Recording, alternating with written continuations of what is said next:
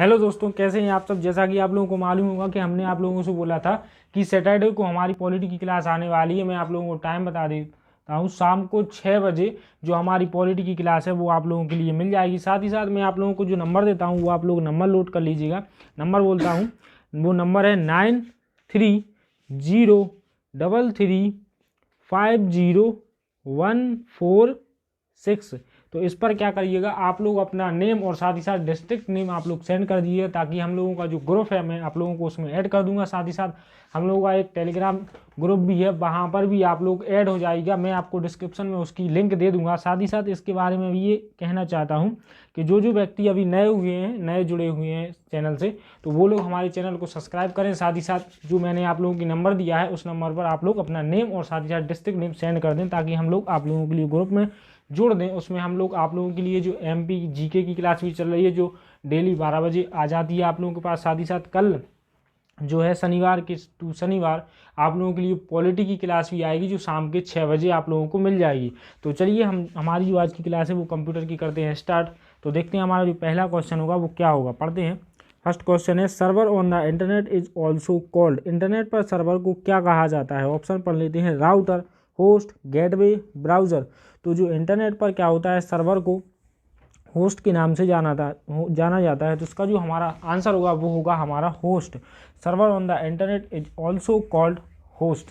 तो चलिए अगले क्वेश्चन की ओर चलते हैं। अगला जो सेकंड क्वेश्चन है वो देखेंगे हम।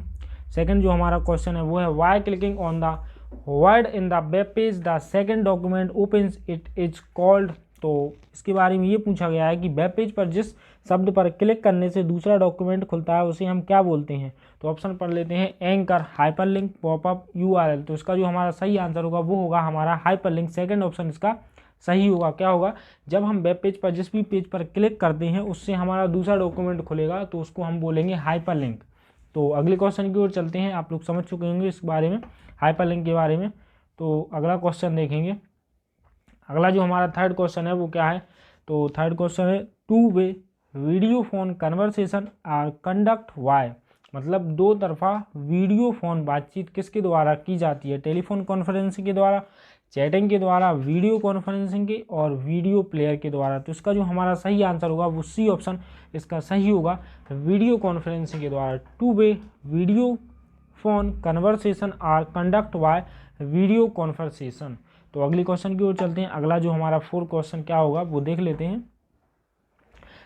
Technology that divide the frequency into time slots what is he called. तो ऑप्शन पढ़ते हैं। इसमें ये पूछा गया है कि एक ऐसी तकनीक जो रेडियो फ्रीक्वेंसी को टाइम स्लॉट से विभाजित करती है उसे हम क्या कहेंगे। तो ऑप्शन पढ़ लेते हैं, TDMA, CDMA, और थर्ड ऑप्शन में दिया है WLL, और फोर्थ ऑप्शन में दिया है स्विचिंग। तो इसका जो सही आंसर होगा वो होगा हमारा TDMA। TDMA क्या होती है, एक ऐसी तकनीक या प्रणाली होती है जो रेडियो फ्रिक्वेंसी को एक टाइम स्लॉट में विभाजित कर देती है, उसको हम TDMA बोलते हैं। तो चलिए अगले क्वेश्चन की ओर चलते हैं। अगला जो हमारा फिफ्थ क्वेश्चन होगा वो क्या होगा, इसका जो आंसर होगा हिंदी मीन्स में ये दिया गया है कि एक ऐसी तकनीक जो रेडियो फ्रिक्वेंसी को टाइम स्लॉट में विभाजित करती है उसे हम क्या कहेंगे, TDMA कहते हैं। तो अगले क्वेश्चन की ओर चलते हैं। जैसा कि दोस्तों हमने आप लोगों को बताया कि आप लोग कल ज़रूर आइएगा, 6 बजे आप लोगों को पॉलिटी की क्लास मिल जाएगी। साथ ही साथ MPG की क्लास आप लोगों के लिए 12 बजे मिल जाती है। कल शाम 6 बजे पॉलिटी की क्लास में भी मिलेंगे आप लोगों से। तो अभी हम जो आज की क्लास है वो कंप्लीट कर लेते हैं, देखेंगे अगला हमारा क्वेश्चन क्या होगा। अगला हमारा जो पाँचवा क्वेश्चन है वो देखते हैं। पाँचवा हमारा जो क्वेश्चन है वो है, while sending emails blank line provides you the service of adding the receipts of the messages. Email भेजते समय लाइन आपको संदेश प्राप्तकर्ताओं को जोड़ने की सेवा प्रदान करता है। तो ऑप्शन पढ़ लेते हैं, CC, सब्जेक्ट, कंटेंट्स और अटैचमेंट। तो इसका जो हमारा सही आंसर होगा वो होगा हमारा CC। ईमेल भेजते समय क्या होता है, जो कार्बन कॉपी, इसका जो फुल फॉर्म होता है CC का वो होता है कार्बन कॉपी। लाइन आपको संदेश प्राप्तकर्ताओं को जोड़ने की एक सेवा प्रदान करता है, तो उसको बोलते हैं हम CC carbon copy. While sending emails CC line provides you the service of adding the receipts of the message. तो अगले क्वेश्चन की ओर चलते हैं। आप लोग समझ चुके होंगे इसका जो हमारा आंसर है फर्स्ट ऑप्शन इसका सही है। अगले क्वेश्चन की ओर चलते हैं। अगला क्वेश्चन क्या है हमारा, सेंट्रल प्रोसेसिंग यूनिट, मतलब सेंट्रल प्रोसेसिंग यूनिट क्या है। ऑप्शन पढ़ते हैं, operates from the control panel, और सेकंड ऑप्शन में दिया है it controlled why the input data, third option में दिया है only controls the storage, fourth option में दिया है कंट्रोल्स इनपुट आउटपुट प्रोसेसिंग।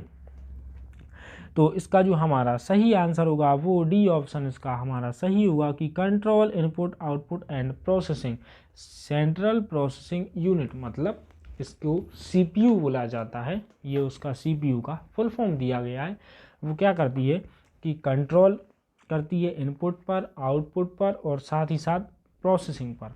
तो आप लोग समझ चुके होंगे कि इनपुट आउटपुट और प्रोसेसिंग को नियंत्रण करने का जो कार्य किया जाता है सॉरी दोस्तों, वो हमारा सीपीयू के द्वारा किया जाता है। सीपीयू की जो फुल फॉर्म होती है वो होती है हमारी सेंट्रल प्रोसेसिंग यूनिट। तो अगले क्वेश्चन की ओर चलते हैं। अगला क्वेश्चन देखते हैं। जैसा कि दोस्तों जो लोग हमारे चैनल पर नए आते हैं वो हमारे चैनल को सब्सक्राइब करते जाइएगा, और साथ ही साथ आप लोगों को जो नंबर दिया है मैंने वो डिस्क्रिप्शन में भी आप लोगों को दे दूंगा, उस पर भी आप लोग ग्रुप बना हुआ है, उसमें आप लोग ऐड हो जाइएगा। अपना नेम और डिस्ट्रिक्ट का नेम आप हम लोगों को सेंड कर दीजिएगा ताकि हम आप लोगों के लिए ग्रुप में ऐड कर लें। साथ ही साथ हमारा एक टेलीग्राम चैनल है, उसकी लिंक में भी मैं आपको डिस्क्रिप्शन में दे दूँगा। तो चलिए अगले क्वेश्चन की ओर चलते हैं। 7वें क्वेश्चन को देखते हैं। Which of the following utility system और file and empty space in why streaming increasing the speed of the system. तो इसमें ये बोला गया है कि इनमें से यूटिलिटी सिस्टम में फाइलों एवं खाली स्पेस को एक व्यवस्थित करने का जो सिस्टम की गति इनमें से कौन बढ़ाता है।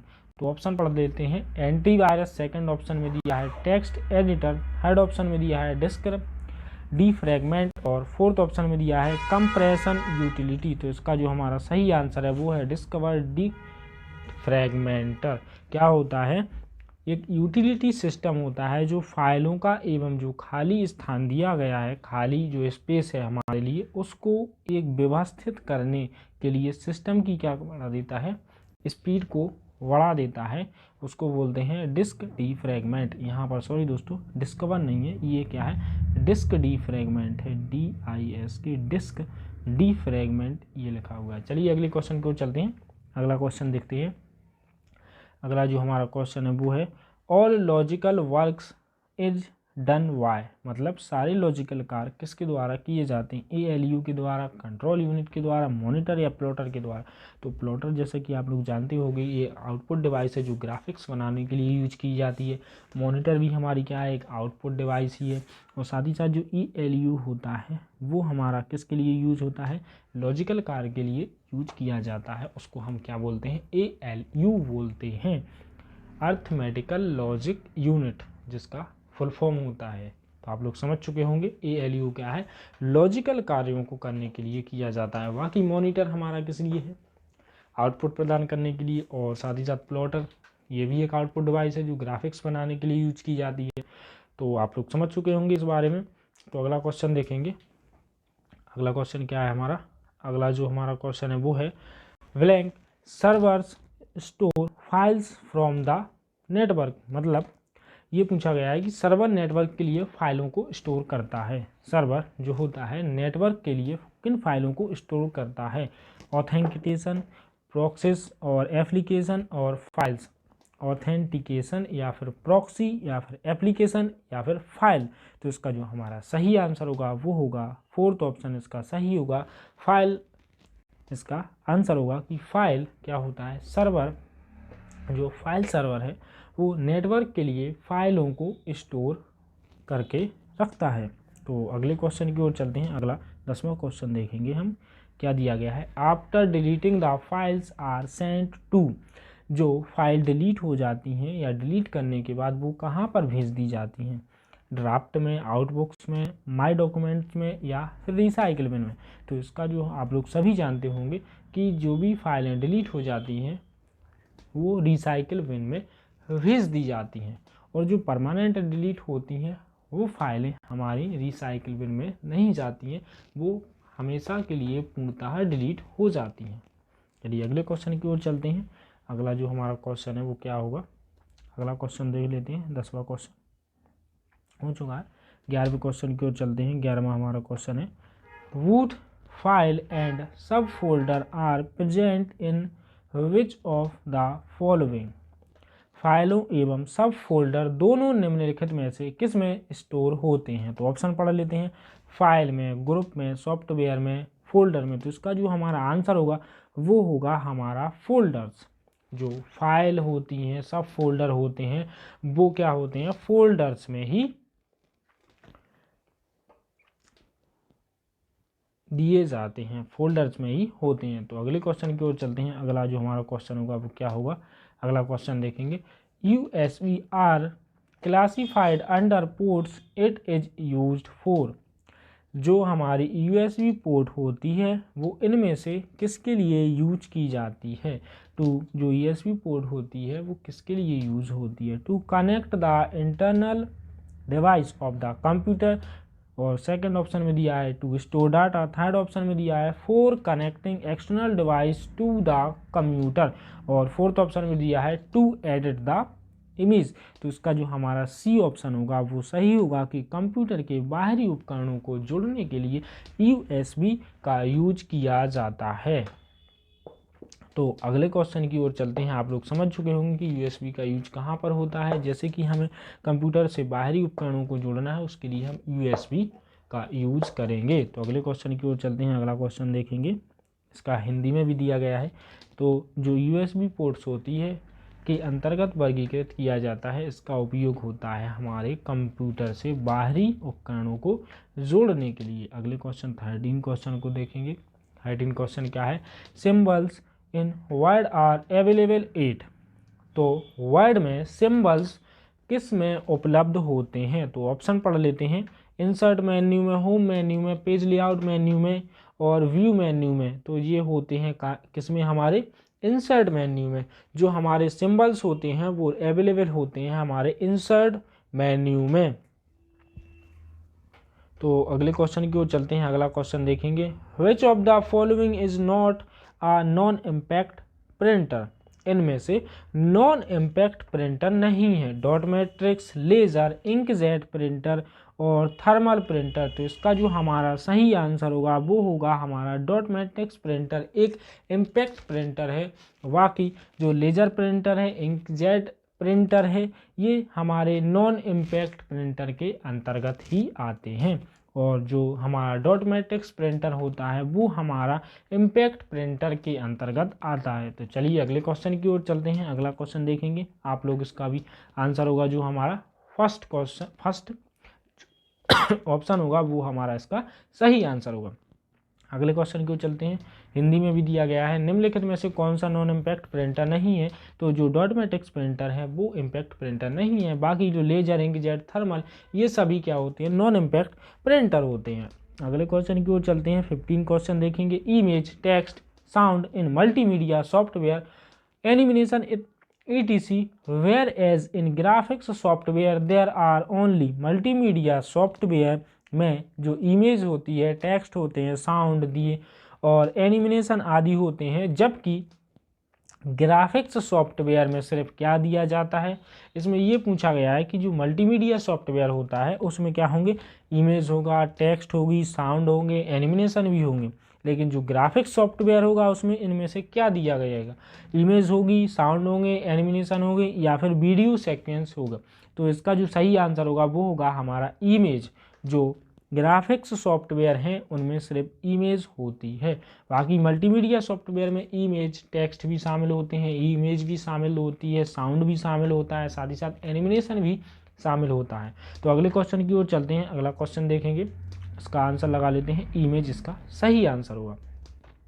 अगला क्वेश्चन देखेंगे। अगला जो हमारा क्वेश्चन है वो है, to make a window an icon. तो इसके ऑप्शन पढ़ लेते हैं। सबसे पहले, एक विंडो में जो आइकॉन बनाने के लिए यूज होता है, तो ऑप्शन पढ़ लेते हैं। पहले, open a group window, minimize the window, maximize the window और रीस्टोर द विंडो। तो इसका जो हमारा सही आंसर होगा वो होगा हमारा बी ऑप्शन सही होगा कि एक विंडो को ऑलकॉन बनाने के लिए, सॉरी यहाँ पर ऑलकॉन नहीं है, आइकन है, आइकन बनाने के लिए हम क्या करते हैं कि विंडो को मिनिमाइज कर देते हैं। तो वी ऑप्शन इसका हमारा सही होगा कि विंडो पर जैसे कि कोई हमने विंडो खोली हुई है उसको वापस आइकन बनाने के लिए हम क्या कर देंगे, मिनिमाइज कर देंगे, तो वो आइकन के रूप में हमारे सामने स्क्रीन पर दिखाई देने लगेगा। अगले क्वेश्चन की ओर चलते हैं। अगला क्वेश्चन देखेंगे। अगला क्वेश्चन क्या दिया गया है, to operate a mic on a computer it should contain. Computer पर एक माइक को कार्य करने के लिए उसमें क्या होना चाहिए, अथरनेट, एनआईसी कार्ड या फिर साउंड कार्ड या फिर ग्राफिक्स कार्ड। तो इसका जो हमारा सही आंसर होगा कि कंप्यूटर पर माइक को कार्य करने के लिए क्या होना चाहिए, उसमें साउंड कार्ड होना चाहिए। बाकी एनआईसी कार्ड आप लोग जानते होंगे, ये इंटरनेट के लिए यूज होता है। बाकी इसका जो आंसर होगा हमारा होगा क्या, साउंड कार्ड। कंप्यूटर पे जब भी हमको माइक को कार्य करने के लिए क्या होना चाहिए, उसमें साउंड कार्ड होना चाहिए। अगले क्वेश्चन की ओर चलते हैं। अगला क्वेश्चन देखते हैं। 18 क्वेश्चन क्या दिया गया है, read the following sentence and choose the correct option from the one given below. Option पढ़ लेते हैं। इसमें ये पूछा गया है कि ये नीचे दिए गए 2 ऑप्शन हैं, उन ऑप्शंस में से कौन से ऑप्शन सही हैं और कौन से ऑप्शंस गलत हैं। तो फर्स्ट ऑप्शन पढ़ लेते हैं, booth read and right work can be done in RAM. और सेकंड ऑप्शन में दिया है रैम इज़ वॉलेटाइल मेमोरी। तो इसका जो हमारा आंसर होगा वो होगा फर्स्ट एंड सेकंड दोनों ही करेक्ट आंसर दिए गए हैं कि रैम एक वॉलेटाइल मेमोरी होती है और booth read and right work can be done in RAM, मतलब इसमें पढ़ भी सकते हैं, लिख भी सकते हैं, ये दोनों कार्य रैम में कर सकते हैं। तो ये दोनों क्या दिए गए हैं, ऑप्शन सही दिए गए हैं। तो इस हिसाब से इसका जो हमारा आंसर होगा both 1 and second are correct, first option इसका सही हो जाएगा। नोट करते चलिएगा दोस्तों, ये क्वेश्चन आप लोगों के लिए एमपी डिस्ट्रिक्ट कोर्ट में बहुत ही इंपॉर्टेंट है। तो चलिए अगले क्वेश्चन की ओर चलते हैं। अगला क्वेश्चन देखेंगे। अगला हमारा 19 क्वेश्चन है, वो है to connect with people on the internet you often use there. Option पढ़ लेते हैं। सबसे पहले ऑप्शन क्या दिए गए हैं, इसमें ये पूछा गया है कि इंटरनेट पर लोगों को जोड़ने के लिए आप अक्सर क्या प्रयोग करते हैं, domain name, email address, user name या पासवर्ड। तो इसका जो हमारा सही आंसर होगा उनके ईमेल एड्रेस को करते हैं। जैसे कि हम इंटरनेट पर लोगों को जोड़ने के लिए हम क्या करेंगे, ईमेल एड्रेस को पिक करेंगे, उसी हिसाब से हम लोगों को अपने पास जोड़ सकते हैं। तो चलिए अगले क्वेश्चन की ओर चलते हैं। अगला क्वेश्चन देखेंगे। 20 क्वेश्चन क्या दिया गया है, which of the following is not a pointing device. इनमें से कौन सी एक पॉइंटिंग डिवाइस नहीं है, mouse, joystick, light pen, keyboard. तो इसका जो हमारा सही आंसर होगा वो होगा कीबोर्ड कोई एक पॉइंटिंग डिवाइस नहीं है। बाकी माउस, जॉयस्टिक और लाइट पेन एक पॉइंटिंग डिवाइस की तरह ही यूज किए जाते हैं। तो अगले क्वेश्चन की ओर चलते हैं। आप लोग समझ चुके होंगे इसका आंसर क्या है, कीबोर्ड।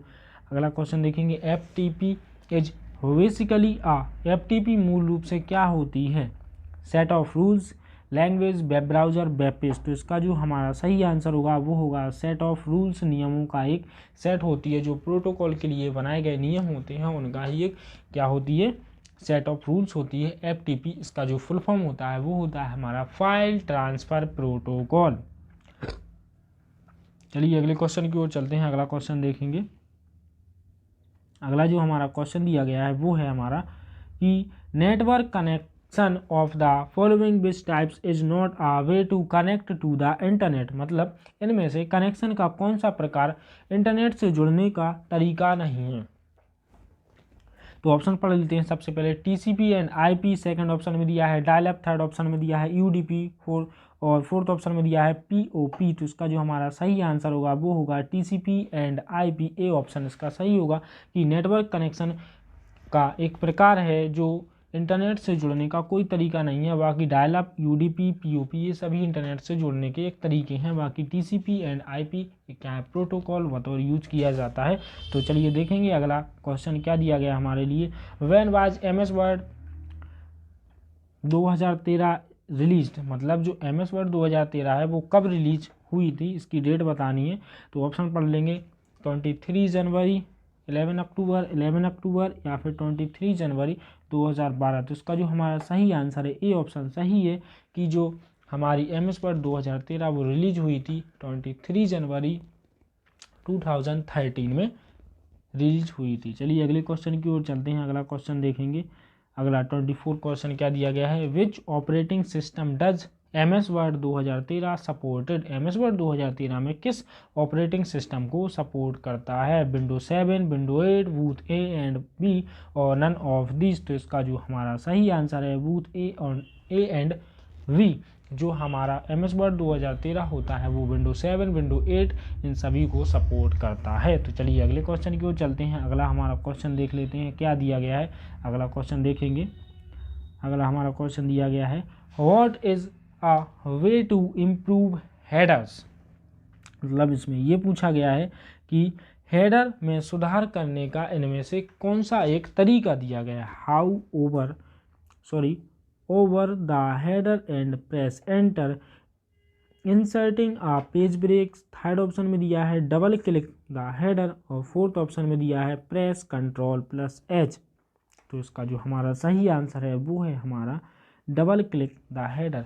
हेडर में कोई भी हमें सुधार करना है तो उस हेडर पर हमें डबल क्लिक कर देना चाहिए और वो एडिट होने लगता है। तो अगले क्वेश्चन की ओर चलते हैं। आप लोग समझ चुके होंगे कि डबल क्लिक करने से हेडर में हम सुधार कर सकते हैं। कोई भी जो भी हमें सुधार करना है उसको एडिट करना है ऐसा भी बोल सकते हैं, तो उसके लिए हम उस पर डबल क्लिक कर सकते हैं। हिंदी में भी दिया गया है, इस पर क्या दिया गया है, हेडर में सुधार करने का एक तरीका होता है हेडर पर डबल क्लिक करना। अगला क्वेश्चन देखेंगे। अगला 26 जो हमारा क्वेश्चन होगा वो होगा, around a document move an image freely to this which setting should be changed. तो इसमें ये पूछा गया है कि किसी डॉक्यूमेंट के जो आसपास जो इमेज होती है वो एक फ्री रूप में चारों ओर क्या करती है, मूव करती रहती है या फिर एक जगह से दूसरी जगह बदलती रहती है, ऐसी कौन सी सेटिंग हमें बदलनी चाहिए।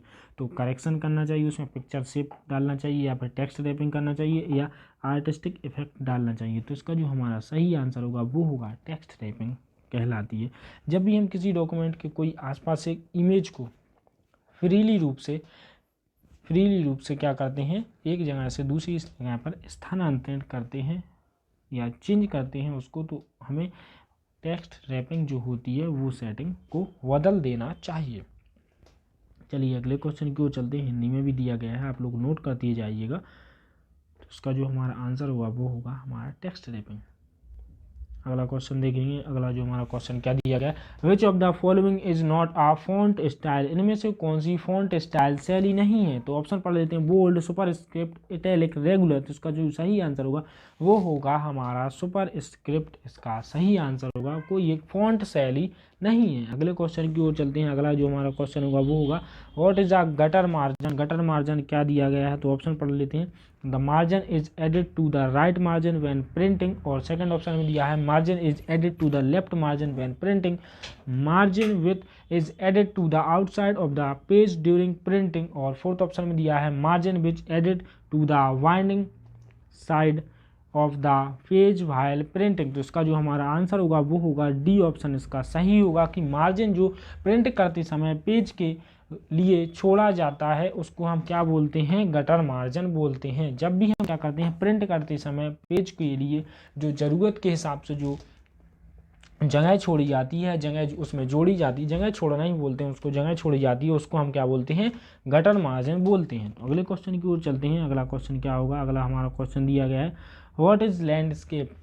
तो इसमें पूछा गया है कि जो हमारा लैंडस्केप है वो क्या होता है। आप फॉन्ट स्टाइल है, पेपर साइज है, पेज लेआउट है या पेज ओरिएंटेशन है। तो इसका जो हमारा सही आंसर होगा वो एक पेज ओरिएंटेशन है।